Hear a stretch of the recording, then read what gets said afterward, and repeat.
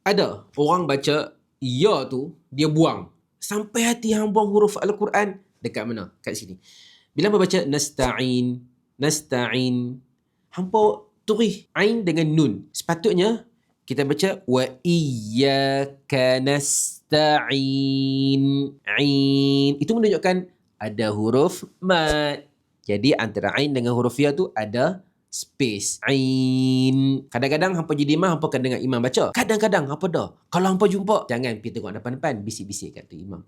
Nasta'in. Bukan wa iyyaka nasta'in. Ihdinas sirah. Salah. Dia kena ada space sikit. Bagi nyawa dekat dia. Itu hak dia. Huruf tu ada. Hampa pergi buang pasal apa? Oh my god. Hampa buang. Jangan buang. Dia ada dekat situ. Berikan dia dalam hidup bacaan hampa. Cik wah, tak sampai punchline tu kan. Tapi kalau hampa belajar, sila komen.